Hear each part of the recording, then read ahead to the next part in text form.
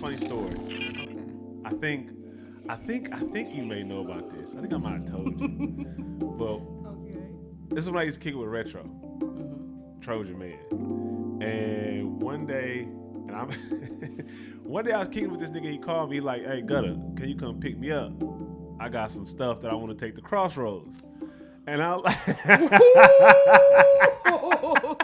I forgot he got you caught up in that too. And so I'm like, yeah, we cool, we kicking it or whatever. So I'm like, all right, cool. I'm gonna come get you and go to Crossroads. He's like, I'm gonna break y'all some gas money, whatever we'll do, and give you some money on top of that for coming to get me. Cool. I didn't know nothing about it. I had just gotten to the turf game. I was just started kicking with Slow and Trojan had lived out, you know what I'm saying? Retro had lived out in Sac. So I go pick him up. Boom, we do the little transaction. And I remember it was these Jordan 5s. I'd never forget. And I was like, let me keep them. He's like, oh, yeah, you good. You can have them. And one day, the left speaker out. The left one out. Hello. Yep. Cool. And we'll cut that. I'll cut it in.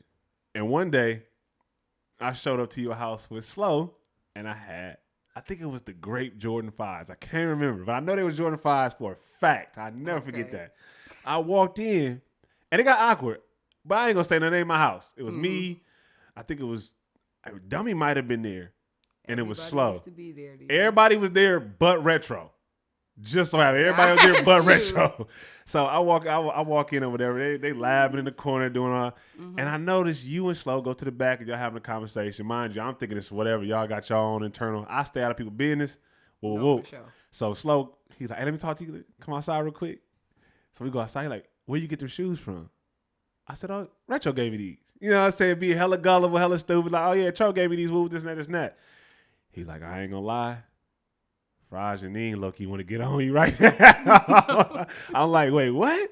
He like, some stuff came up missing from the house, and they think that them shoes was a part of some of that stuff that came up missing. And I was like, you lying. He was like, nah. I was like, I give him back. Like, I don't even care. Like, it ain't even that deep for me. Like, I just, for sure.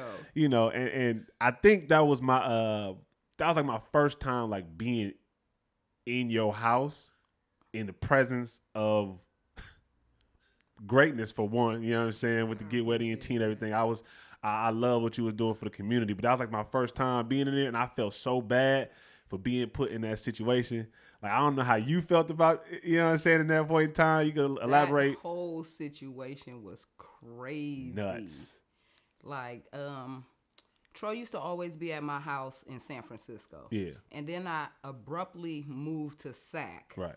Over some crazy, a rat came into my apartment, and I was out of there in 4 days. She left the whole city over a rat. It's crazy. Throw the whole apartment away. Yeah. I'm out of here. Somebody happened to be renting a house in Sac. Right. That, I had access to. So I was like, oh no, for sure. Let me get that house in Sac. Boom, had the cheese, instantly moved in.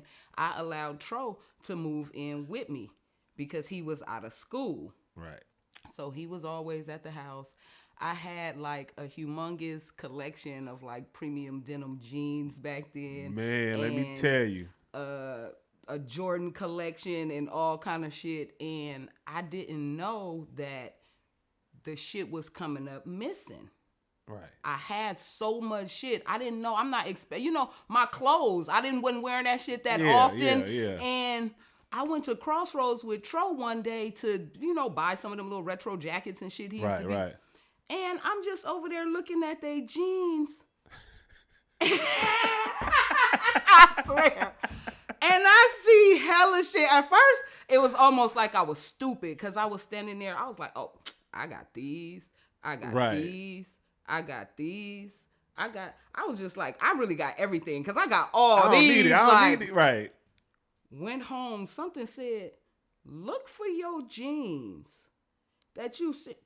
None of that shit was at the house. Because they was in Crossroads. They was in Crossroads. I don't know how long that nigga had been selling my shit. Yeah. just right up out the house. Okay. And swindling other motherfuckers to give him rides and do it with their ID and they not knowing where the shit came from. And he was giving motherfuckers Jordans. And when I finally went back and seen how much of my shit was actually missing, and it wasn't just like still in boxes from the move and other type of little shit like that, I was just like, whoa, that shit was crazy. Yeah. That was the first time I fell out with him. The first time. Got it. And then, I forgave him quick for that, though. Yeah, okay. For some reason, I forgave him quick for that. So for the people who don't know, can you introduce yourself? I'm a Fraj Rutherford, co-founder of Get Wet Entertainment. Founded it in 2008 with my brother Naeem, better known as Neem. Rest in peace. Rest in peace. And we started Get Wet Entertainment basically just as like a community, as like big homies reaching out to the kids. Yeah. It was a bunch of kids. It actually started like this. I worked at San Francisco Toyota as the assistant customer relations manager. Okay. I get a call from Neem one day right before my lunch break. And he like, on your lunch break, come downtown. It's these kids that be dancing down here. I want you to check it out. They done asked me to be their manager of their little dance group. And, I want you to see this shit. It's kind of clean. Right. I slide down there during my lunch break because I'm just like 5 blocks away at the job. I slide downtown during my lunch break, and that's when he had just started the street show. Yeah. So I'm checking it out, and I'm like, okay, yep, it's kind of clean. I go down there a few more times. And that's when the other dancers had started coming down to the street show. It had started being a place where other dancers was like, oh, them niggas be down there dancing on Powell Street at the little turnaround. And, it'd be other dancers down there. And back then, it was just about going down there. It was dancers available to battle. Out there on the street. Right. So the different crews start coming down there like Super Sick With It and some of the other, not the Turf Fiends yet. They was, later on, still, but some of the crews that was in the city started coming down. Right. And Retro versus Roadrunner was actually the first day that Neem ever brought that speaker out for them to do the street show. So that was the official street show first day, the day that they made that little viral turfing video that ended up, the Retro versus Roadrunner. Yeah, okay, cool. So this Get Wet kind of started from an idea of just seeing dancers street showing, essentially, and then growing it from there to battling each other. And then you and Neem came... I'm assuming you and Neem came together and was like, let's put a platform or an event for these dancers to come in and dance and show off their... Okay, well, just take me down that road. Way slower and more just randomly than that. They wanted Neem to be their manager of the little dance team, but he was like, y'all don't really got nothing to manage. Y'all just be down here dancing on the street. Like, y'all don't really, what's really going on, like, in y'all little dance community that y'all need a manager. And they was like, we want to go to battles.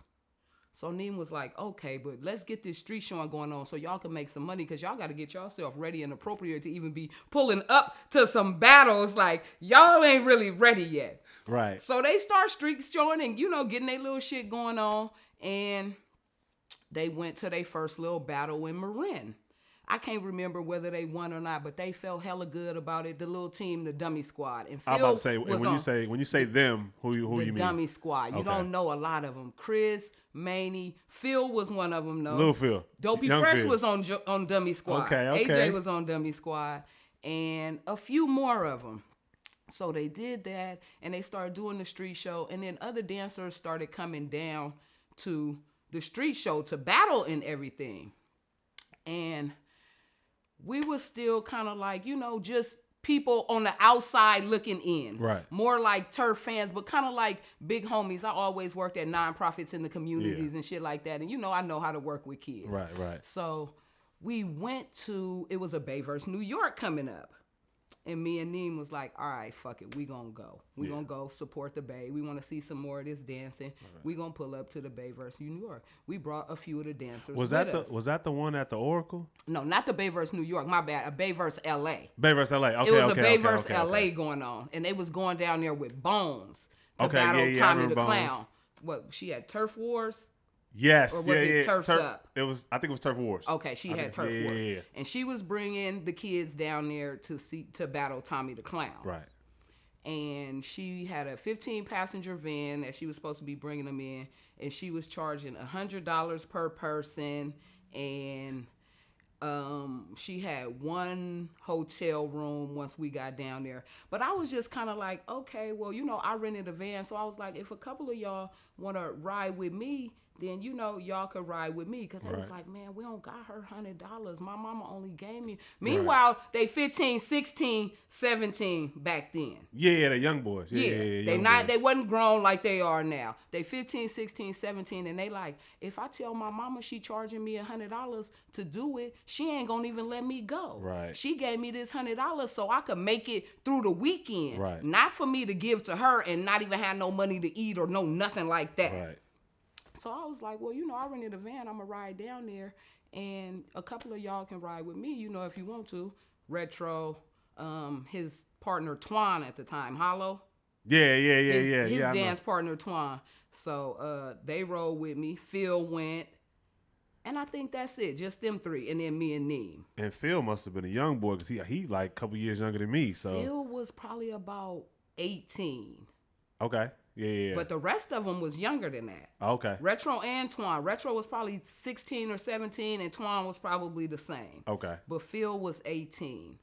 So we went down there. They, they danced. They did the Tommy the Clown shit. They did stay that and the other. And we came back. We doing some more stuff. They got this Bay vs. New York coming up. Mm-hmm. The Lord of the Rings. They got that coming that. up. It was so much controversy over who was going to be selected from that battle, and who was going to get a chance to represent the Bay and this, that, and the other. And I was like, damn, what's really, going on? Because I hadn't even met all the dancers yet. Right. I'm like, what's really the hype with all this? Like, I want to see. Yeah. So Retro was like, we got to practice at such and such a time, and it's all a secluded thing. So he told Ronay and the rest of the people, shout out to Ronay. No, for sure, shout out to Ronay, Turfing 101, that me and Neem was his auntie and uncle from out of town, and he couldn't come to the practice unless we came with him, because we was out on some family shit. Right.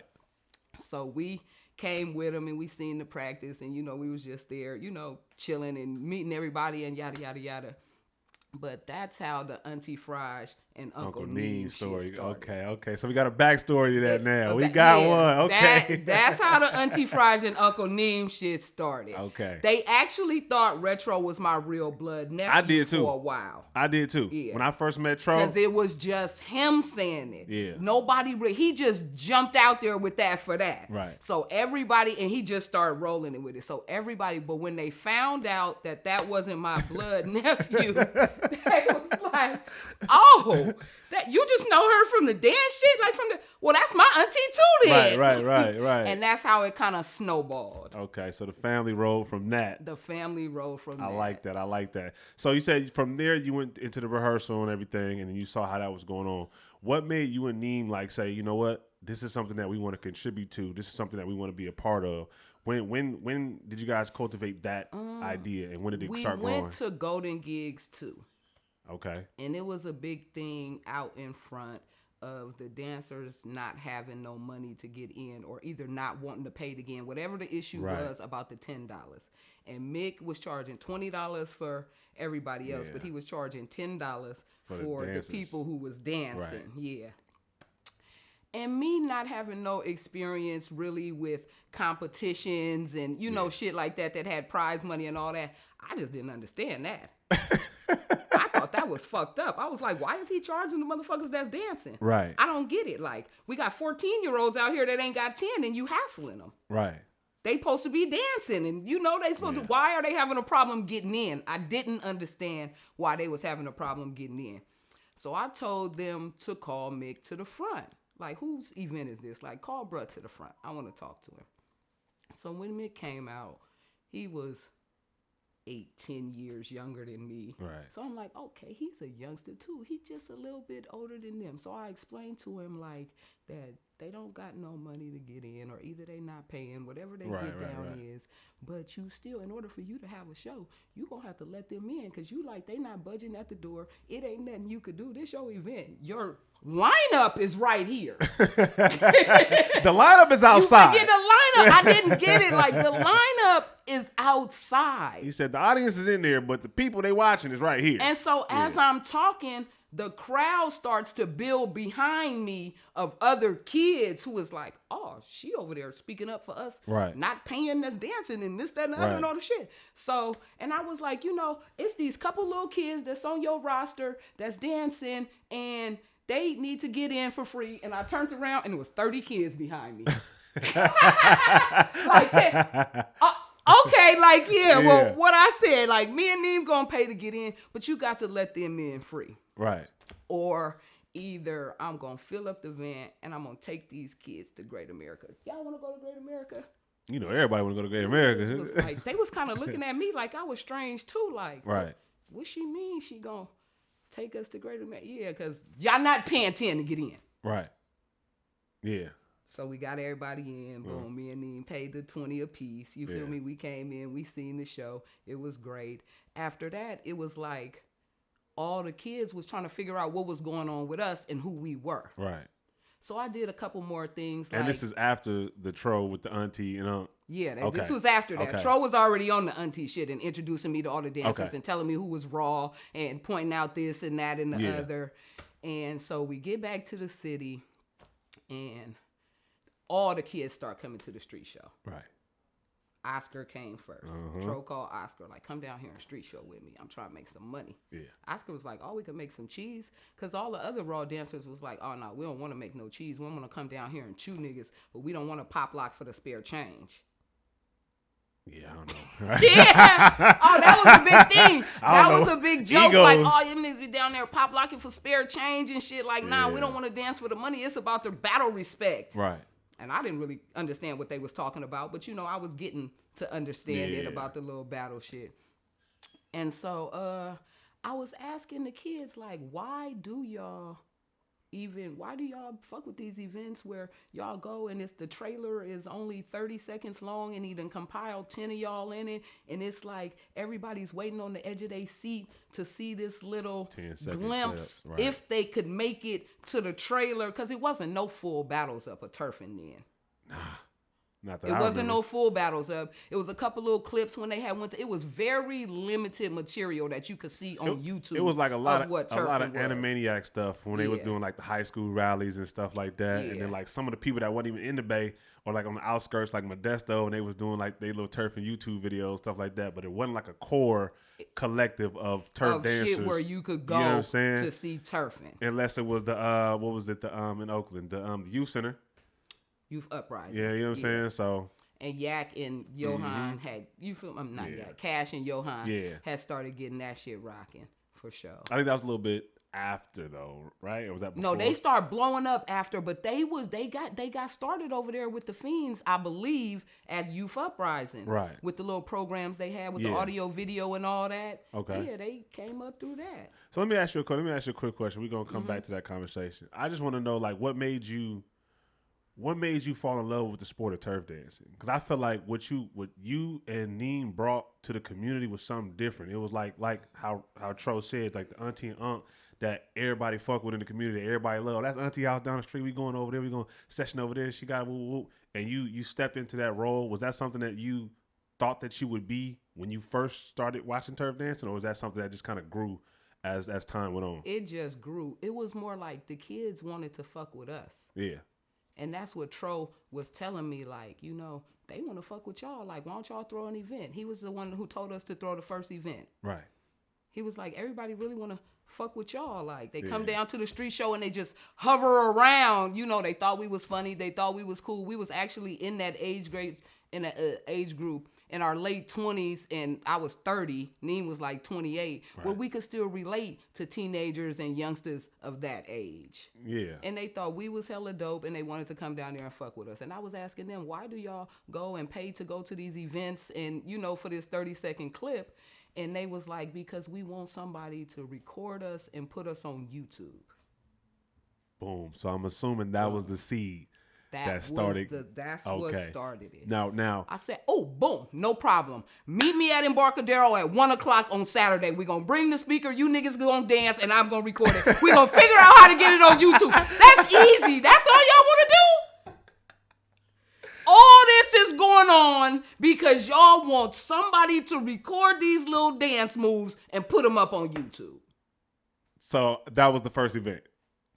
That was the first. Walk me through the first Get Wet event. How was that? How was putting that together? Like, was it hard? Was it difficult? Was it? Because I feel like as soon as I heard Get Wet, it was like boom, it popped. Like we was 100% winging it. We told the kids to meet us down there at 1:00. We didn't even have no flyer for the first one or nothing like that. Right. Didn't know how to make a flyer yet. Didn't know how to record a video yet. Bought a camera though when we went to the Tommy the Clown thing. Okay. So bought a $1,000 HD camera. Didn't know how to use it. Could just turn it on, and it had tapes back then. Put the tape in. Okay. Record. Didn't know how I was going to get the tapes, the media off the tapes or none of that. Just when it was time to do so, just had the tape, put that up, get some more tape, put it in there, record some more. Build the plane while you fly it. I get it. So we did that, and the kids, and I thought it was going to be, 20 kids down there that wanted to dance on Saturday and have me record and all that. We got down there with the speaker, and it was 200 kids down there. Oh, my goodness. And I was just like, I didn't understand how, but Retro and all the other kids, Dummy, Oscar, all them, they put it on them away messages on AIM back in the day. Oh, I remember those. And that's how the first little advertising and all that jumped off. They just told everybody to come down there, and everybody was there. Up. And the event was free, I'm assuming. Oh, it was free. It was outdoors. That's what our whole thing was based on. Yeah. You need $10. Yeah. We're not doing that at the door. There is no door. We're going to do it outside. Right. Everybody just come. The outdoor event is even more street to me. It's more, you feel me? Yeah. I like it more. The venue kind of takes away from it to me. Yeah, it kind of puts like a little business aspect on top of the culture, and usually when you put business on top of the culture, you know what I'm saying? The street dance. It kind of waters it down just a little bit because it's business. I get it. Business is business. You got to start behaving a certain way once you up in the venue. And certain things that are not going down, and you don't have no natural light and blah blah blah and all that. So we did that. Boom! It was a success. I took the little video and I put it up on YouTube. And hundreds of kids just start hitting me in the YouTube inbox. Like, can I battle or?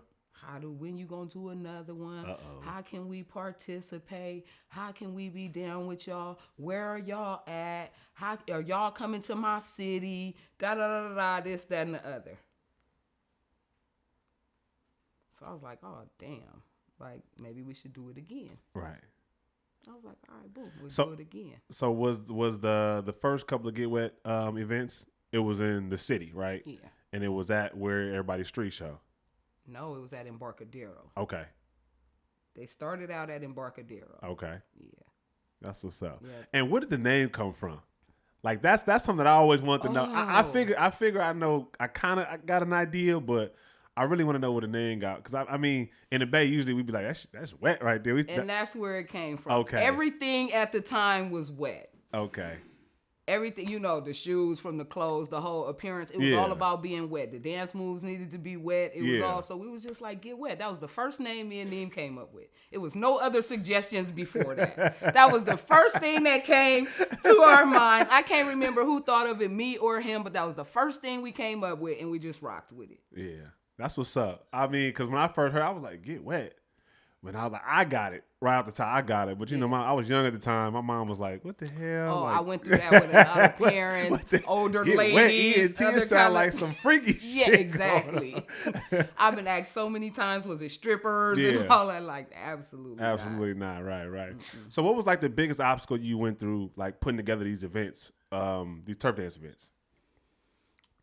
A lot of them was when they wanted me to take it indoors to the venue, and I had to start cashing out and doing all these logistics and this, that, and the other. Then, that changed it a little bit for me, because I always wanted it to be free and outdoors. Right. I never got into it to try to make no cheese off of it. Right. I hadn't even thought that far into it as far as a business. I was just doing a little something more formal with it because these kids still wanted to dance and they was having fun doing this and it was getting lit for me too. You know, I was only 30. I really enjoyed it. You was outside. We was outside. Exactly. I'm not trying to make it seem like it was all for the kids. I was having a fabulous time myself. Right. It was another venture that I was doing with my brother. The kids were starting to blow up. We were starting to travel. Mm-hmm. And, you know, it was fun. Yeah.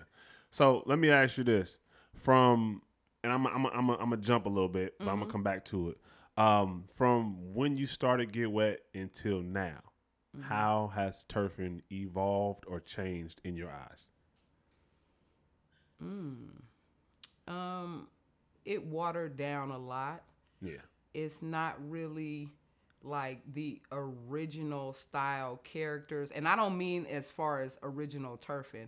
It's a lot of repetition of somebody else's whole persona. Yeah. Back then, it was like everybody was their own individual character. You know, iDummy was Oscar. iDummy was iDummy. Yep. Oscar was Oscar. Mm-hmm. They all, you know, was coming out there. Crow had his whole different persona. You had people like Raw Future that was all fee. D had his thing. Tro had his thing. Everybody was a different character. Remember Yoda in Creation? It was some real, you feel me, creative kids and dancers. Yeah, Kobe SB and Jihad. Like, I used to be meeting some amazing dancers. Do you feel like turf dancing can be misunderstood as far as from like other styles? Yeah, turfing got a bad rap. And why you say that? You know, because it comes from the streets. It's real street. It's a lot of weed smoking going on. Sometimes it's hard to get into the professional sense. Right. You know, with turfing, turf dancers they feel a lot entitled because the things that they do are things that people come expressly looking for them for. Right. So every time they do some work, it's because you came to holler at me. They don't audition. They not open calling or getting involved in no kind of shit to where it's not turf dancers that they looking for, usually. Right. But they are starting to branch out. Yeah. A lot of the choreo shit. That. As far as the Red Bull, they're beginning to commercialize, which is good and bad. Right. But they're beginning to commercialize. They're beginning to be able to professionalize a little more. Right. As far as, you know, got it together and did the Super Bowl. You would have never thought that you would have seen turfing. I would have never thought. I ain't gonna say you would have. I would have never thought that I would have seen turfing on a humongous platform like that. Right. Ever. Right. That's what's But still another gig where they come looking expressly for you. Yeah. So it kind of became like, y'all looking for us, we not looking for y'all. So it's time for y'all to show a little. It's entitlement. Oh, we clean. They motherfuckers come looking for us. Like they're not out here working hard to get the job at all. And I'm laughing because I understand that, being a part of that culture and seeing it firsthand. Exactly. I know. That's why I wouldn't even bring it up to somebody who couldn't relate to it. I wouldn't even waste my time bringing it up to somebody who couldn't relate to it. Seriously. Now let's go back a little bit. Let me ask you this, because we keep mentioning the dancers that came through Get Wet and all of that. How do you feel like your impact on them, just in life, was? A lot of youngsters still come up to me and be like, damn, Fraj, you don't know what I was going through back then and how y'all changed my life and how y'all just provided something for us to do other than, be out there in the streets acting a fool. And it was still lit. That was the thing about our events. Kids kind of felt like they were slightly young adult events for kids that was still lit, but it was still safe enough and still official, for something for kids to do. Right.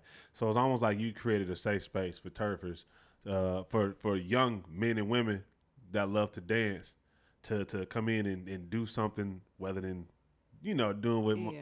And the I young wasn't ones a be doing dancer. I kind of let them set their own stage. Yeah. And just facilitated what they wanted to do. Right. All right, how y'all want to do it? Y'all want to do this, that, and the other? Right. But Slaughterhouse was born because they was all constantly coming and spending the night at my house every weekend, and they all there bored, talking about, can they have a session? Yeah, y'all can have a session. Boom, the away messages again. Right. Got everybody there. I was going to get to that because Slaughterhouse, I think Slaughterhouse is one of the biggest events under the Get Wet umbrella. Favorites. Yeah, because it's like, when you come, it's like, you better have your shit, because if you ready. don't, yeah. you're going to get boo.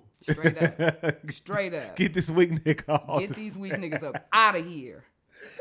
and with the Slaughterhouse, I noticed it wasn't really outside, but it was more in the garage, because you said they were spending the night at your house and kicking it and having some place to be comfortable and safe. Definitely.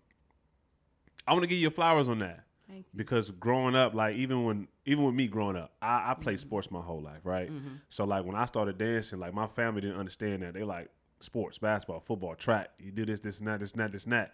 I'm like, nah, but it's a career over here. I can do something on this side without having to hold a damn ball in my hand. You know what I'm saying? And I didn't have those spaces to where it was like, pull up, we got a session at the house. It was more, I had to find it. And I got with Triple Threat in Fairfield. You know what I'm saying? With Antoine Troop and Matt Day and all those guys. You know what I'm saying?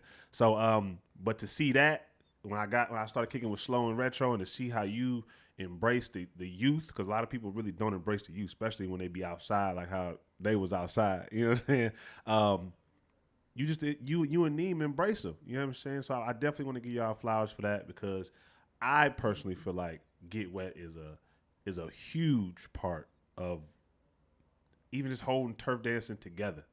Like, a lot of people might disagree with me, but that's neither here or there. But for me, I feel like Get Wet was a big turning point into bringing turfing to the light just a little bit more than what others did before. And I'm not taking nothing away from nobody that did anything before. But I just feel like it was a big moment for YouTube, because that's when YouTube started coming in. A lot of people were learning dancing off YouTube, you know what I'm saying, watching choreographers, watching freestylers, and to have turf dancing on YouTube, and then you just type in Get Wet, and you can see a history, right? You know what I'm saying? Like, you can see the history of just how it started and where it went just on YouTube alone. So I just want to give you flowers for that, because that, to me, that's A1, you feel me? So, but I just want to get back into how I said, like, you helped them with. I personally think you've been a big impact on their lives, like, outside of dance. Like, how does that feel? Like, they call you Auntie Fraj, but you really took on the role of Auntie Fraj. You know what I'm saying? Well, I never had no kids myself, so it was way easier than if I had my own family that I had to be over there raising and all that. Right. I always opened up my home. I always stayed tapped in. I always, supported whatever they was doing, whether it was my event or not. I became a part of the dance community. Yeah. Even if you see me at everybody else's event, I mean, I don't make it to all of them, but I really try to get out here and support the whole turf community. Right. It's not just about me and only being at the stuff I'm throwing. It actually don't even make a difference if I'm throwing something or not. I'm still tapped in seriously to the community. I stay talking to all the dancers all the time. I'm pulling up to everything. I'm hosting this. I'm talking shit at this. Yeah. And I be seeing you there. All the time. I be seeing you there all I'm the still time. keeping it lit. Yeah, I'm still keeping it lit. So, what part of turf dancing, the authenticity, do you think got lost in translation over the years? Because I know you mentioned something earlier about we talked about how it was a little bit watered down. Mm-hmm. Can you explain that to me a little bit more?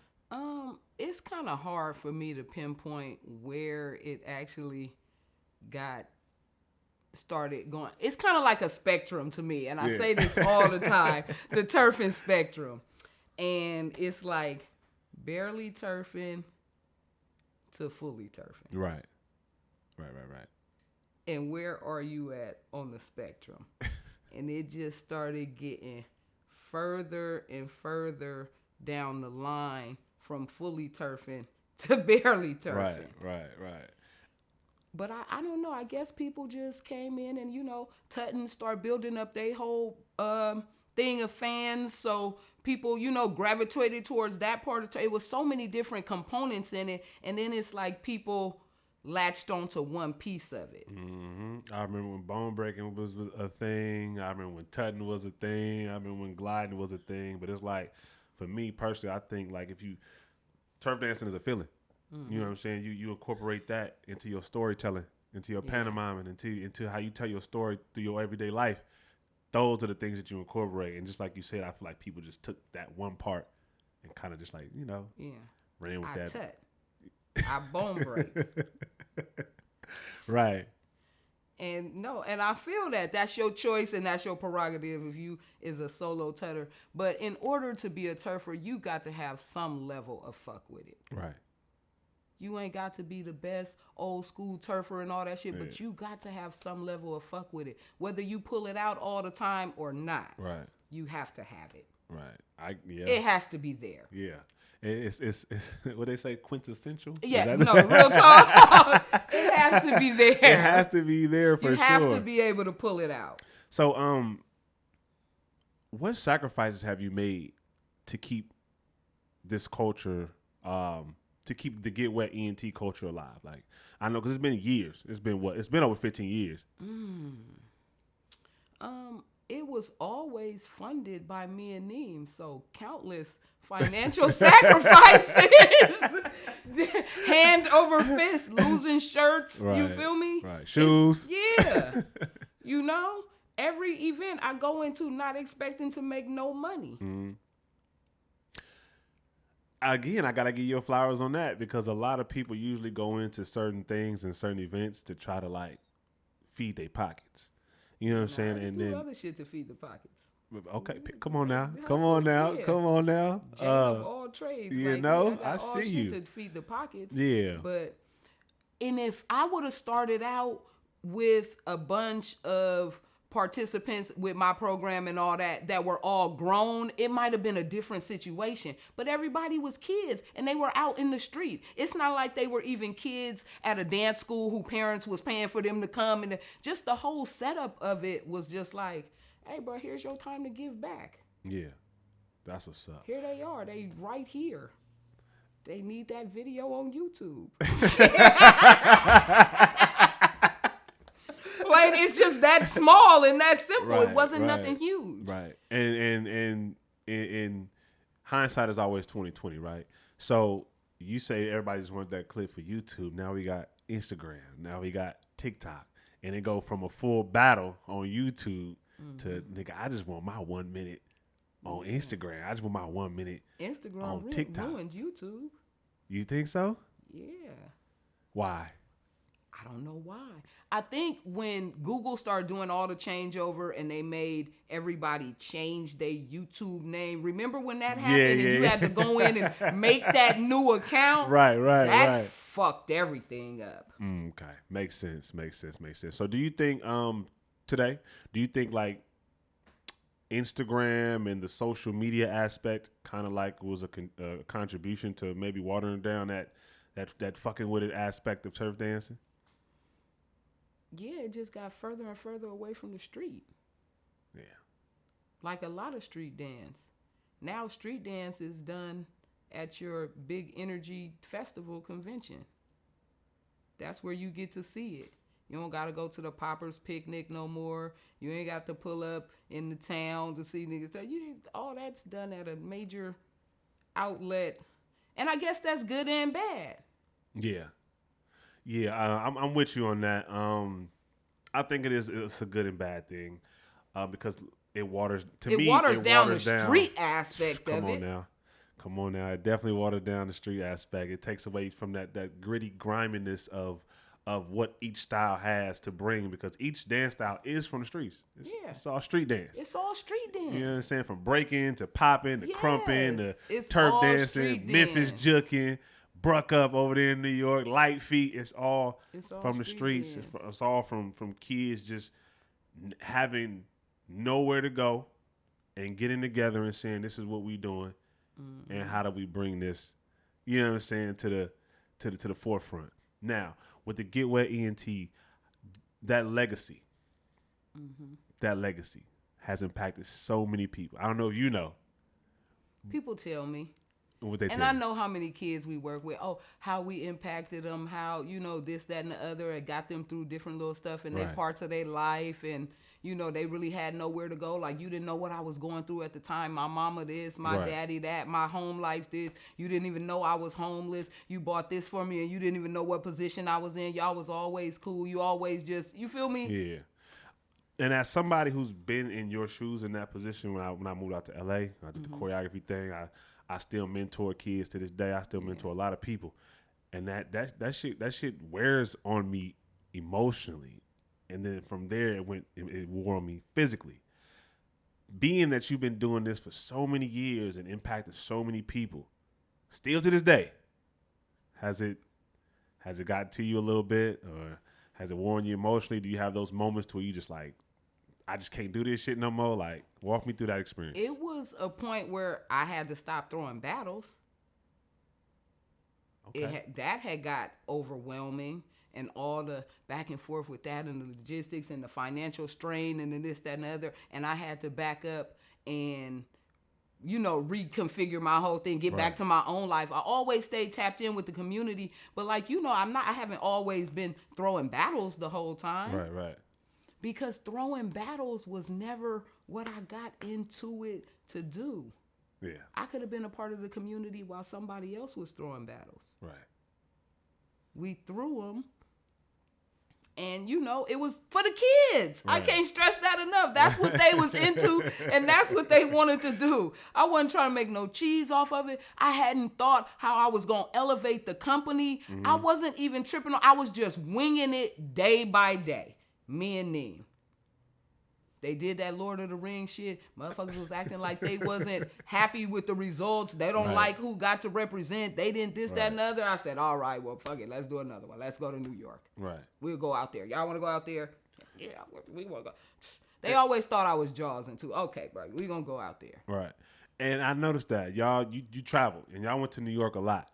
Like, what was that experience like, bringing the turf and culture, the turf and dance style to New York? We had fun. It was fun. Yeah. It was so much internet controversy going on back then about who was the best and who would dog who and all that. And very few people had actually battled. That Lord of the Rings battle. And I think that was the only one that had actually took place between turfing and flexing or bruck up at the time. Right. And it was all this, you don't know how many people was hitting me on YouTube like, why y'all didn't do it? Why, you feel me, the dancers that fuck with y'all wasn't up there. And I was like, no, it was a few dancers, and Retro did it, Oscar did it. Right. But they was just like, nah, why y'all didn't put a team together? Like, they didn't even have the best battle in the best. Like, that shit was hella weak. No offense, but people was hitting me and said, so I was like, damn, okay. I was like, so y'all, what's up? Y'all want to go out there? Maybe we should, you feel me, do another one. Mm-hmm. So we hit, and they also said that Battle Fest wasn't the right people to battle. But we don't know, we talking to Loud fans, Battle Fest fans, and people was in there, throwing all kind of stuff out at me. So I was like, well, who is it else to battle? And they was like, Loud. So I hit up Ghost on the Loud thing. And then he had Dex call me back. We had already met Dex. Yeah, Dex was the coming Lord back. Of the Rings battle. He was there with Reem and Battle Fest. So we had met him and got his contact there. So I was already familiar with who Dex was. And then when I reached out to Ghost, he had Dex call me. Right. So I was like, oh, okay, you brother that I met at the what's the name? And we start setting it up. Got you. So that, and I asked you about that is because I feel like Get Wet was a pivotal part of that Bay Area, New York connection. Like you said, it started off, we was beefing. Like, y'all can't do this, y'all that. You know how the internet is. Mm-hmm. Once we start talking, it's up. You know what I'm saying? But from there, it became like, are we going out there frequently? Are they coming out here frequently? Are we cool with them? That's folks. That's kinfolk. How it ended up. It didn't start out like that. Yeah. Remember Vibes had did that What is Turfing video, and he was talking that shit and all that. So they was sitting around one day, And they was talking about that. And I was just like, well, y'all want to do one? We happened to be down on Powell Street after the street show. Everybody was down there. So we made one called What is Battle Fest? And they were screaming all in the camera. You couldn't hear nothing nobody was saying. But they got the picture. They got the body language was there. They got the picture. That fired them up. They start hitting me about that. Right. So we start putting, I start talking to Dex and Ghost, and we start putting it together. And then Ghost dropped a trailer. He didn't even let us know that he was, what his logistics was and all that. He dropped a trailer, and he had yanked the BA video footage in it and was like, setting up the battles and all that. And it was in the trailer. And we didn't even call me before he dropped it. We see the trailer and the date is 3 weeks from now. So now we got to get everybody plane tickets. Right. Okay. I didn't call him and tell him we couldn't do it. I was just like, let's just double time this shit and get on it. Yeah. Boom. Got everybody out there. Yeah. Made the squad small enough because I knew they wanted to dog more than one motherfucker when they got out there. I don't need 30 motherfuckers. Right, you feel me? They ready to rock. Right. That's what's up. Yeah, because I feel like I said, I feel like that was a good key point for turf dancing to have another region respect turf dancing, because before that I don't feel like a lot of styles kind of really respected it, turf dancing outside of popping, because they from the West Coast, they out here too, because I wouldn't even say crump, you know what I'm saying? Oh no, I don't know if they got respect for anybody though, man. Look, that's a whole nother damn story. But I feel like that was a good pivotal moment. I feel like I want to give again flowers to you and Neen for bridging that gap. Because New York, I don't think a lot of people really understand, New York and the Bay is really far apart.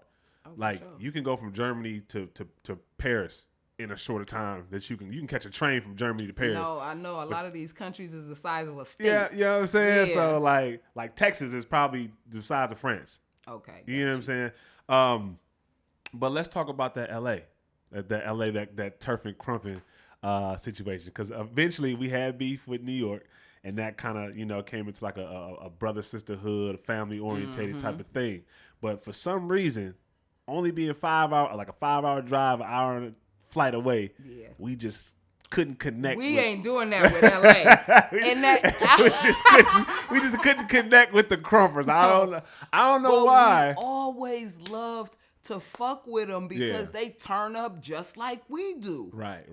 And we always had so much fun when we went down there and we started messing with the hooligans. Yeah, the hooligans didn't know, none of the crump teams fuck with the hooligans. They was like the outcasts of the crump world. They was the outcasts of the crump world. Yeah. So they was like, when we come down there, we fuck with y'all. That's who we knew. Right. Retro, once again, knew Buck Wild and a couple other ones, Lil Wesley. Yep. Mm-hmm. From some other shit that they had been doing. Yeah. And we went down there and we would fuck with them. We would just pull up at their sessions, pull up at the A18, pull up at it's a lot of shit that Get Wet used to do that nobody used to even really know. Like we didn't have everything advertised. Because that part wasn't on film. Mob out to the A18 session and just pull up on them unexpectedly. Right. Pull up at, we knew the Crumpers, they got their little stuff is solidified. They got their lab session at such and such day at such and such time, and they gonna be there. Right. It's at the same location. You could just pull up. You could pull up on them. Right. But turfing is a little bit different. Turfing is a little bit different. A session will start out of everybody just, we just rolling up one. You're gonna pass it around and turn the music on and somebody just get off. You used to be able to get it in the streets like that. Now you need 6 weeks and your $500 minimum in order to bust a move. Hey, when's the last time you just saw some motherfuckers out there and some motherfuckers really just got it in? Hell no. I haven't. I haven't in a while. And that's because, I think it's because of a couple things. It's because of social media and the business really took over the culture of dance. You know what I'm saying? Because like certain events that I won't say, because I've no, yeah. You know what I'm saying? Names have been changed to protect the innocent. Yeah, certain events, it doesn't align with the culture. And as someone who's like an active dancer, it's, do we go to this event for the what it gives, or do we go to it to bring the culture? Because usually if we come to bring the culture, it's not going to translate as well because that's not what that platform is for. It's looking for, yeah. You know what I'm saying? So it's like, as an active dancer, it's kind of hard, and that's why I give y'all so much like love for creating Get Wet, is because when you went there, you had to go there for the culture. Because if you wasn't, you was gonna get called out at one of them events. That's what it was all about. Yeah. For being there for the culture, that's what it was all about. It was unorthodox. We did different shit that you wouldn't see. We wasn't scared to do something different. We wasn't scared to push the limits. Right. We wasn't worried about doing something that a sponsor might not like. I'm hosting the battle with a bottle of Patron in my hand. I don't care that there's, you feel me, minors over here. Just right, like we... Yeah, and we was lit. And Neem was wild. I would always hear arresting kids off the dance floor. We was pulling you out, saying you was weak, and putting somebody else in like you can't fuck with him at all. You was getting shut down in the first round. Like it was shut different. Downs. We got to bring them back. Shutdowns. We got to bring them back. Yeah. Just like how Crump had kill-offs, Turf had shutdowns. Yes. And you could not go. No. If somebody shut down. Hey, no, next battle. It was over. And music was off, and don't make us forcefully remove you from the dance floor. Just comply, bruh. And what's crazy is like you said, the energy was there. You know what I'm saying? Even with Neem presence, he was loud, tall, and rambunctious. You know what I'm saying? Like, everybody vote with it. Yeah. If you're not getting it, Neem would just turn up on you. So y'all, I think y'all brought a big part of what is today is turfing. Mm-hmm. Y'all brought that into today, and with these same dancers, you know what I'm saying? Like, yes, they older, but they still active.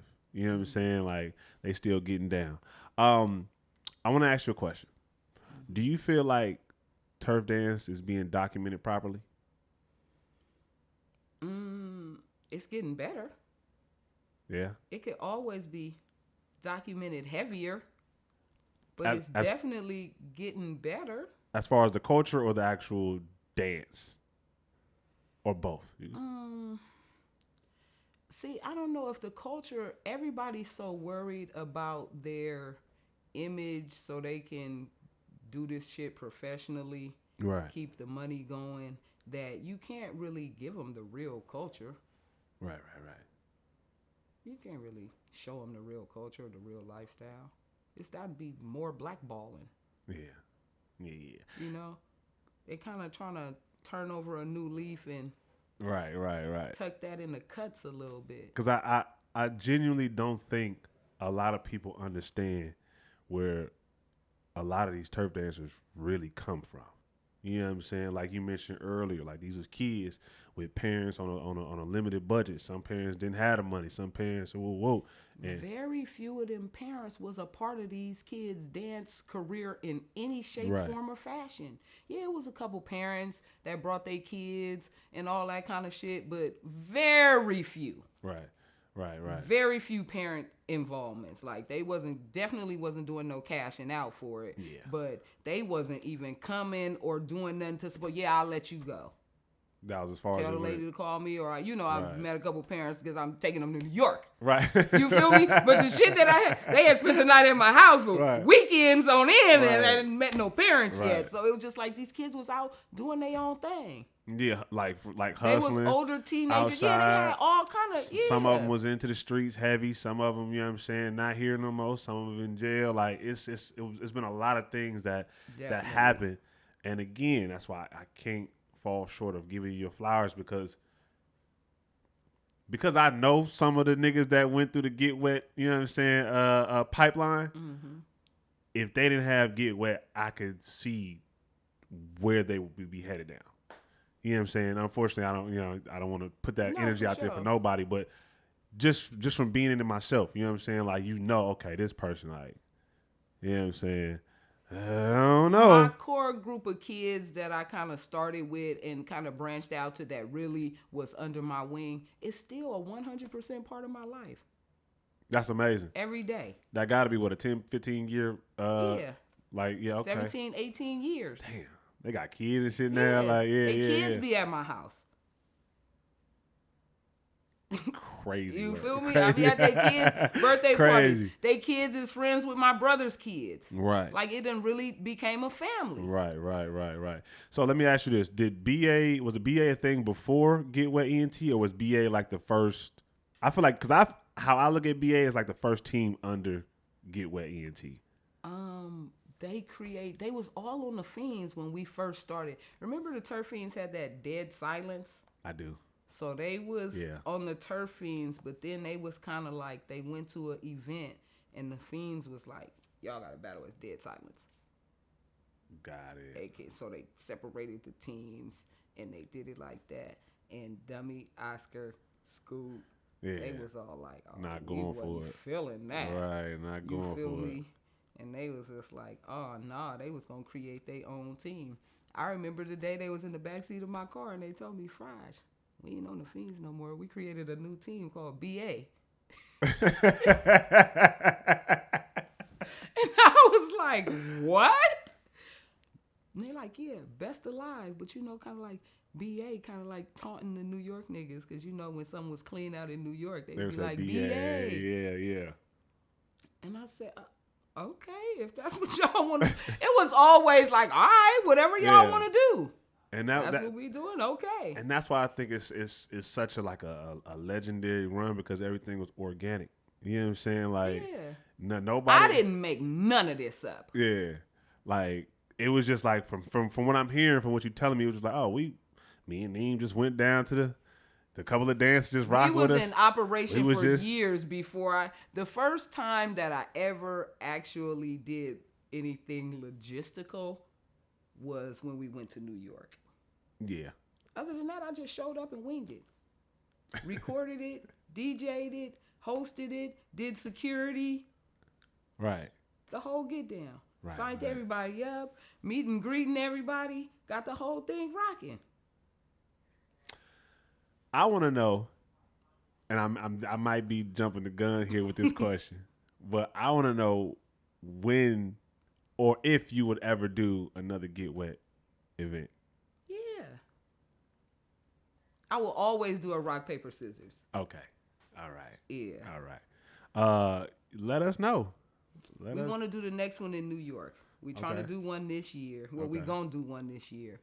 I didn't want to rush it because the winter months are always bad for me. Like, I don't like to do shit in the winter. Yeah. I think I'm scared of low turnouts. That, especially because we want to do it in New York. Yeah. It's going to be snowing, cold. And they like, we still be out in the cold. Well, I can't be out in the cold like that. So, if I can't get to my own event, I don't think we're going to be able to do it in the winter. Right.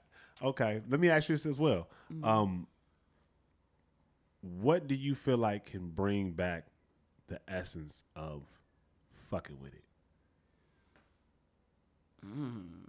We gotta get back into the streets for one, but turfing needs a new infusion of youth. Yeah. We got about 6 or 7 kids. Yeah.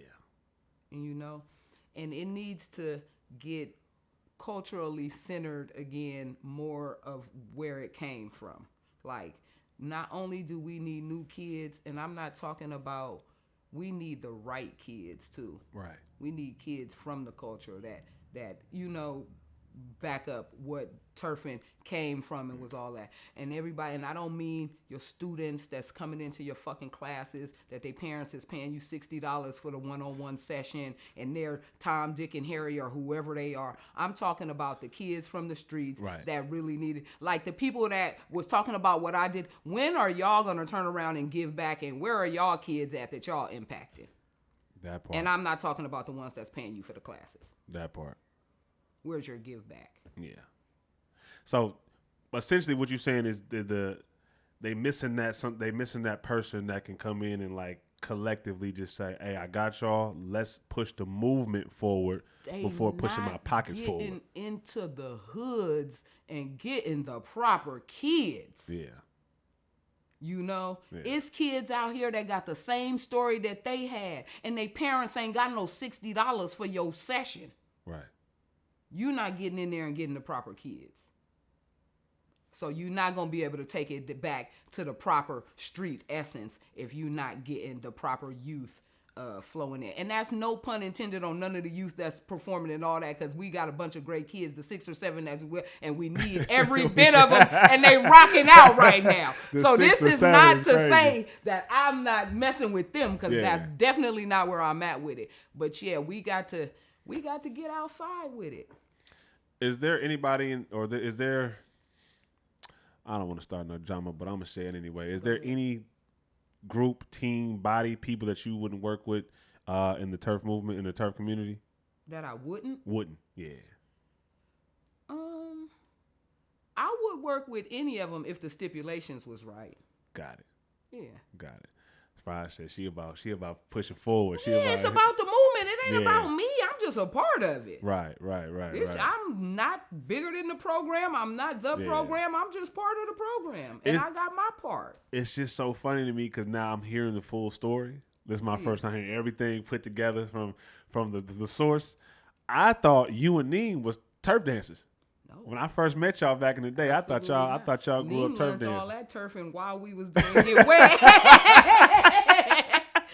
Okay. He learned that just by the close association with the dancers and them always being, with us and at the house and all that. Yeah. We could be not through no battles in 2 years, but it's still 12 dancers at my house. Right. And I've experienced that. Unfortunately, my first time was a retro ass, but I know that's the culture because I've seen it. I've been a part of it. I've been around. You know what I'm saying? And that culture that I feel like you brought, each and every one of them had it in their own way. You know what I'm saying? Because it went from you to Tro. Now we in Antioch with Slow and then Johnny pulling up, and now we at Slow Grandma house. We all in the house sessioning, and then No Sympathy come about. You know what I'm saying? So it's like I see the influence that you've had personally with my own eyes. I've seen it. You know what I'm saying? So again, I want to give you flowers for that. And I think we just got an exclusive. I think we just. Does anybody else know that you're doing another Get Wet event this year? I think we just got one. I don't think so. No. I think we just got one. I'm telling you, it's crazy. We gotta put it on the what's the Instagram got the new notes. We gotta put it on the notes. You know what I'm saying? I'm gonna get to it. We gonna get the chat started about 2 months in advance. That is the craziest group chat that ever. Like the rock, paper, scissors group chat. Yeah. 24 hours a day for weeks at a time. Right. You could just pick up your phone and hit join, and it'll be 6 motherfuckers on there going at it at the top of their lungs at 4 o'clock in the morning. Like, that shit was getting so crazy. It ran everybody. It kind of from what you're telling me, it kind of reminds me of the turf dance page, or the one that was. I don't know. Yes. I'm not in it no more. I got booted, but yeah.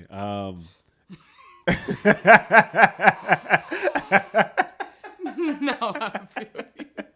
You done piss somebody off. Huh? I try to stay off the internet. Yeah. Because I know I piss people off. It's too much. I try to stay off the internet. I deliver my message in public, in person. And then go from there. I drop it on you when I see you. I'm going to see you. If you out here, you ask shit, I'm out here, I'm going to see you. I'm going to address it then. Yeah. I ain't going to blast you on the internet and go all crazy and be doing no ranting or nothing. I'm really shy. Like, bro, you don't see me on the internet. You shy? You don't see me. What? Fraj. People, y'all just know me. Okay. Think about people who don't know me. I'm shy.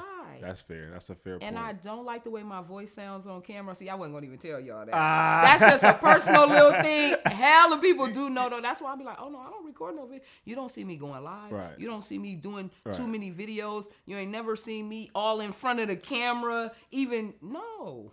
Yeah. This shit was never about me. That's what's up. It was never about me.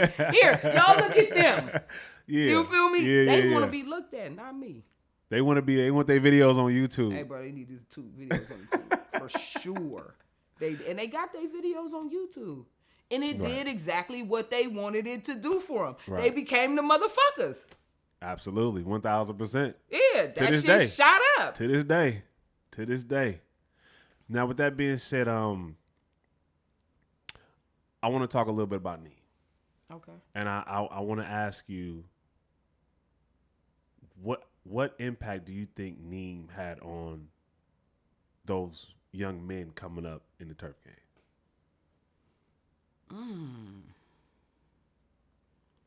I don't know. A lot of them Neem was really like their uncle. Yeah.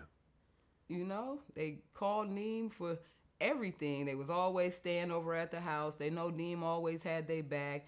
Wasn't nothing gonna ever happen to them if Neem was there, because he was gonna hold that shit down. Right. You know, blood, sweat, and tears. Neem got stabbed because niggas was disrespecting dancers. Neem got shot because niggas was disrespecting dancers. Like, Neem was always a protector.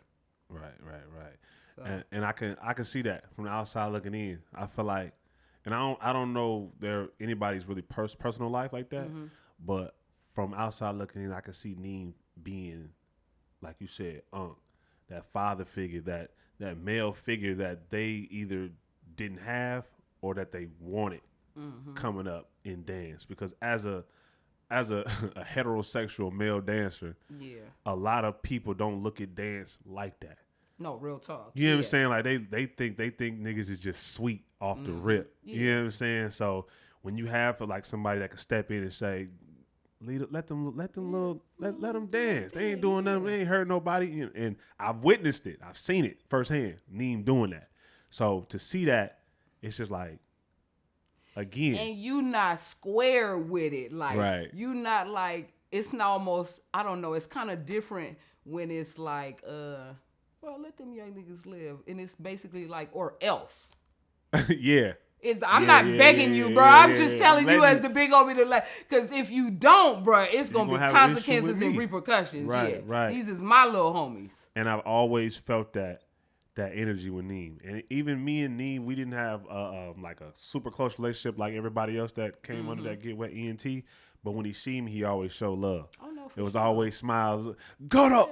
Yeah. What's up, nigga? Got up.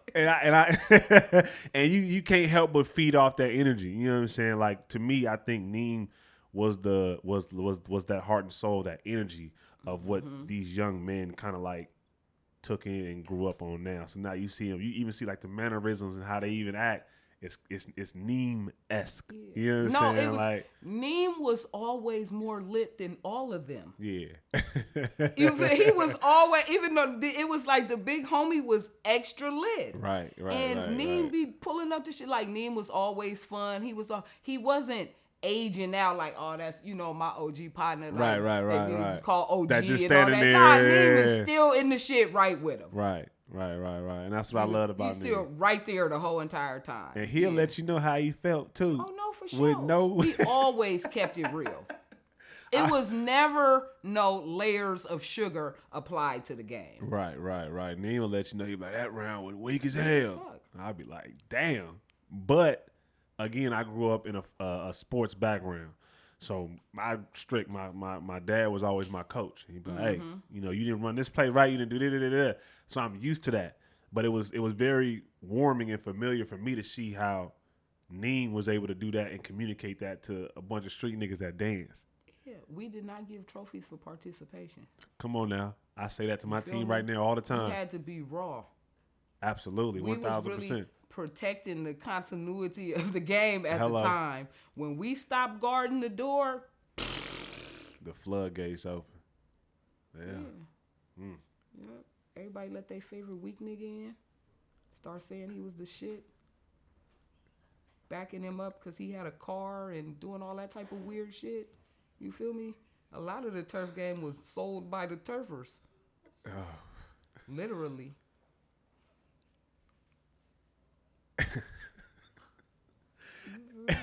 and I see it. I know what you talk about. And that's kind of where we at right now, unfortunately. But let me ask you this: do you think that essence can come back? Yes. Yep. You heard it.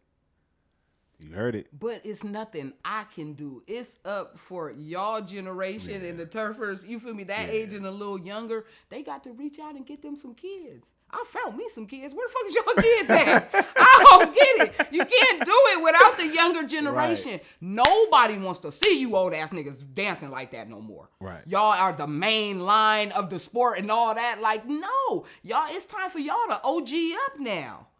Like all this, like y'all the Ross is nobody under y'all. Where is the young generation? We are missing a whole 10 to 12 year period of turfers. I think it has a lot to do with egos too. Like you said, everybody want to be that. Everybody want to be the forefront, and sometimes you got to be. Sometimes you gotta ride in the passenger. There'll be times where you drive in the car. There'll be, you know what I'm saying, you on the road doing 100 or whatever you want to do, and then there's be times where you in the passenger seat, and you gotta allow the person in the driver's seat. Bro, you to already grow. pushed the wagon. Hop on that motherfucker. Come on now. Let these young niggas push. Yeah. Absolutely. I don't get it. That's why people be like, I was never. Now, I did a little gatekeeping as far as trying to keep the shit wet by just not just letting the trash invade. But as far as, I never been mad at nobody else because they wanted to start throwing battles. I always support. I pull up. I advertise it. Right. What else you need me to do? Right. You feel me? Just let me know. Yeah. Boom, I got you. I tell everybody else to meet me there. How can I help you get your shit rolling? I never be wanting to be the only one throwing events, try to monopolize on some shit. How the hell you think you gonna facilitate a whole community? Of course it's gonna die. If you and your friends only go to your events and y'all don't support the whole community, you just like, oh no, I only go to these events. We only go to these events. We only go to this event. Then it's like, where the fuck is the community? Right. Because in order to have something, you need the community to grow. Because the turfing community done shrank. Ain't no hundreds of kids no more like it was when I was fucking with it. So if everybody is not participating, it's like everybody event week. Talk about it. Everybody event week. Talk about it. But it's hard for the underground people who throw solid street hood events and shit like that to go, because now we got this whole industry of being booked, looking booked, and the bare minimums that they talking about they can do it for, and this, that, and the other. So it's just like, oh, can I really even afford to do this shit? All these niggas is like, they got to get paid this, that, and the other, and blah, blah, blah, blah, blah. Is it really, without sponsors, which I never really wanted to fuck with sponsors, because they turn around and tell you how to spend the money and what to do, and you got all these different guidelines, and I always wanted to go kamikaze with my shit. Yeah. That's the way I do it. I got the itinerary, but it's just like a suggestion to myself. I could throw this totally away in the event because that's not working and it's time to get it rocking. Right. I got to switch everything up. I got to do this, that, and the other. And if I'm not in control of my own shit 100%, then I might be in trouble. Because I'm going to go kamikaze. Yeah, I'm going in. Absolutely. Yeah. And I can see that, because even with some of the events that's happening in the Bay right now, it's like there's really no turf dance events that are strictly for turf dancing. Like I haven't, and I could be wrong, but I haven't seen it in a while. It's been a lot of all styles, open styles. I feel like there's been a lot of, opening up that, like you said, you was a gatekeeper. I feel like somebody got the key and opened up that back door, and they just been like. So now, even me, like I go to the battles, and it's like I'll see more hip hop dancers than I see turf dancers, and we'll be in the town, we be in the city. You know what I'm saying? Like they're really just all styles events now. Yeah, and I think that's kind of it's a gift and a curse, because it's bringing the battles to the Bay, but it's also kind of almost pushing away the turf scene. If that makes sense. Once you take that money, you got to open the door for whatever the fuck they say they want you to open the door for. Yeah. Once you let them give you that check, then it's no longer your show. Right. There you have it. And they ain't gonna give you that check just for the straight turf dancing. You gotta incorporate some of this other shit in it. You gotta get this demographic and that demographic, and we ain't gonna pay you just for your demographic.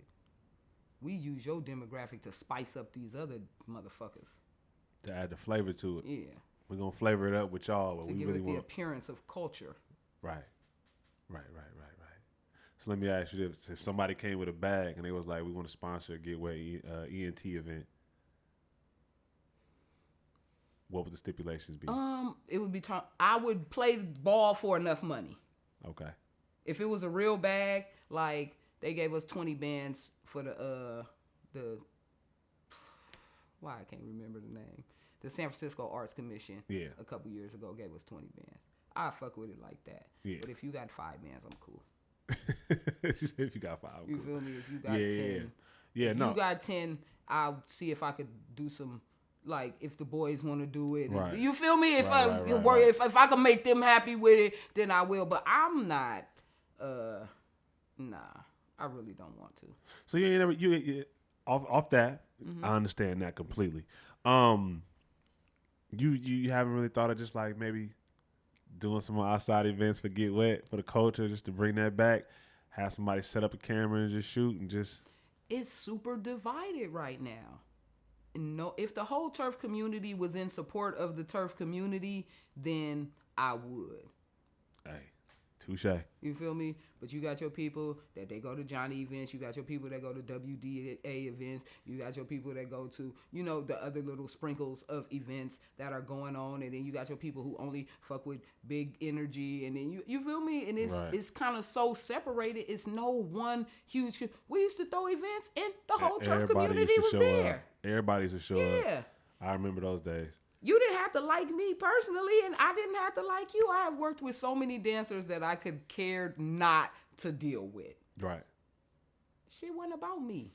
It was about their contribution to the game and how it was necessary to bring together what the fuck we was doing. Right.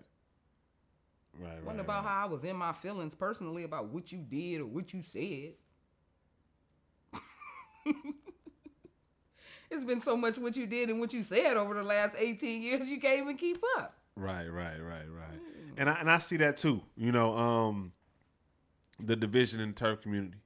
And it's like with division, it goes back to your point where you said, what are you doing for the youth? What are you doing for the kids? Mm-hmm. And then you got these kids over here and these kids over here, sprinkling them over there, but they not in that bubble that we all used to be in growing up, to where we can even have opinions about each other or feel like we was better than somebody or have that iron sharpens iron mentality. Cause like back in the day, it'd be the same people at all the battles, but everybody was serving and everybody took an L one time. I beat you this time, but it was breeding warriors, like gladiators type shit. You know what I'm saying? Like, and then it was a bunch of kids that was there to spectate that also dance, but wasn't really ready for what they called the big leagues at the time, that ended up merging into the game. Niggas like Strobe and Intricate and all them. They wasn't a part of the main.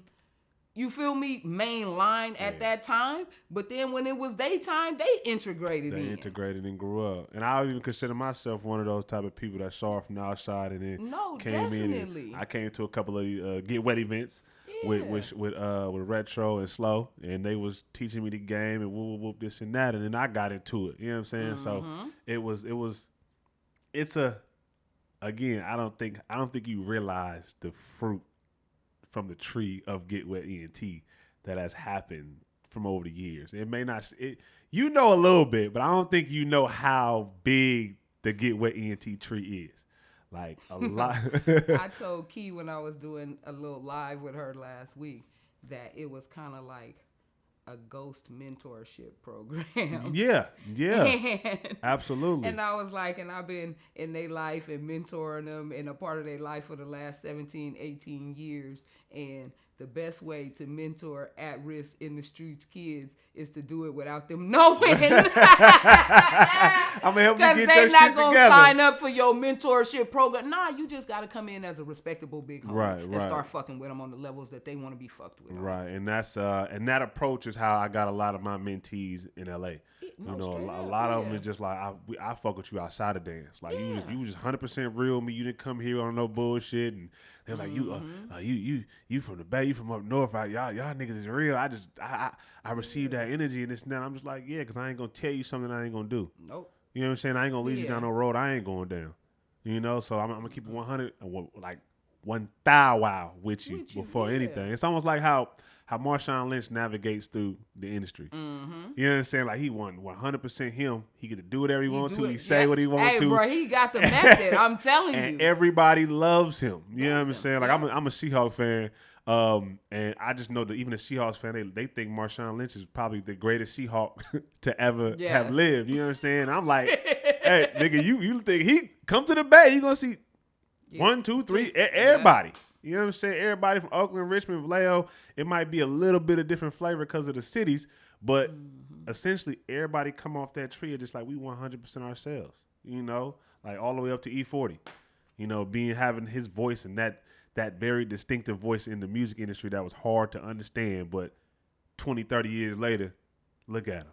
You know what I'm saying? So that's how I look at Get Wet Ent. We trying to figure out what it was, where it came from, and when we finally got to where it was and what it was and who it was from, we fuck with it. That's the culture. You know what I'm saying? That's a big part of turf dancing. Like to me, I think it's a big chunk. Because I respect the OGs and everything, Rodney, Shep, and everybody, Turf 101. I one thou wow respect them, but I think that was a little bit before my time. That was before my time. You know what I'm saying? And anytime people speak about the before my time, I direct them to them. Right, exactly. You feel me? I don't try to tell their story because I was not there. Right, I only start from where I walked through the door. Hello. Yeah, I don't even know. I could tell you bits and pieces of what people have told me, happened back then and the origins of this. But I direct them straight to Rodney and Turfing 101 and other people like that who are the historians of the turf game and know these, specific facts from back then. Absolutely. Slow, Dav, Rodney and Shep. And I got blessed because I had Slow. Slow was my first mentor. Like I was kicking it with, I met Tro. And I was kicking it with him, and then Slow came out, and then me and Slow got super tight. We still tight. That's my brother. That's my dog. And I started kicking it with him, and he started giving me the game. And this is this, and this is where this came from, and this is who this, this and that. This is Fraj and Need. You know what I'm saying? Like he just started introducing me to the game. I met Slow through Tro, because we was going to L.A. on that Tommy the Clown shit. After we had went with Bones and them, they had said everybody lost and this, that, and the other. So we came back and we was at my house one night and they started calling Tommy the Clown, taunting him about how he a cheater and how he really got dogged. And Tommy the Clown invited us to come to another one of his events and do it again. So it was like, okay, bet. We own them niggas. So it was Retro and Twan. E-Ninja was my first favorite dancer. E-Ninja was. So I wanted to take E-Ninja. So I asked E-Ninja, but E-Ninja was kind of, I don't know if people know, but E-Ninja to me was kind of timid back then. Yeah. E-Ninja wasn't going to just go without Chunky and G. Right. So I took all three of them too. Right. And we all went down there and Slow, and I was telling Tro, like, because he had mentioned Slowlet. Yeah. And I was telling Tro, like, you sure they gonna behave? Like, we gonna be able, I don't want to get down there and they clown me. And, because I don't really know them as well as I know you. Yeah. And he was like, well, bring Slow with us. Like, Slow is G cousin and Slow older than us. We all listen to Slow. Everybody just told me. We all listen to Slow. We respect him. He gonna help you. You feel me? If it gets something that then Slow gonna get us in control. Right. So I said, okay. So Slow went with us. That's how I met Slow. Yeah, Slow is like the quote unquote equalizer without the fighting. He just everything is just Slow just neutralizes it. He still to this day is just neutralizing. Absolutely, shit. One thou wow. Before we wrap this up, I do want to talk about. I see the hats behind you. The Neem Team hats. The Neem Team hats. Let's talk about that for a minute. Of course, Neem is no longer with us. Rest in peace to Neem. You got these up for sale? I do got them for sale. Okay. Where can we reach you at so we can get one? On Instagram at the Get Wet page or the Get Wet Ent Fraj Instagram. And I see each one has its own, each one's is different. It's different. Little things going on. Yeah. And I do customs. I'm trying to stay away from it because you know, I try to go with my own themes and motivation. Yeah. And it's easier to just get the shit done when you thinking it up yourself. But Right. when you got to recreate other people's thoughts. Right. It get kind of monotonous. Like, oh, really? I don't even think this that one shit. is wet. I don't even want to make that one. Yeah, that shit is crazy. So, yeah. But yeah, I got them. And that's just a little way of keeping the shit rocking. Yeah, People always, you know, we always had T-shirts and merch. And I'm probably going to bring the merch back a lot more. Yeah. With the Neem team shit and Hell some yeah. little Get Wet shit. Hell yeah. Rest in peace, Neem. For sure. Is there anything you want to say to the world, to the turf dance community, to anybody right now before you wrap it up? Let's bring street dance back to the streets. Come on. You know, that's my straight message right now. Hell And whatever my part is, let me know. But you know, the younger generation, my younger generation, y'all got to reach out to y'all's younger generation so we can keep this shit going. Because other than that, like I tell them already, the turf got 6 months to live. If y'all don't reach out and find some new kids and get this shit rocking, like it's, you know, on its last heartbeats. You need the youth. That shit is not, you know, niggas is aging out. Right. And there you have it, folks. Get the youth. Niggas is aging out. Get them back. Niggas is aging out. Is aging out. Shit back rocking. And that's Fraj from Get Wet Ent. Yeah. And again, I just want to give you your flowers and say we love you, Fraj. We love you, Fraj, for real. For sure. Hell yeah.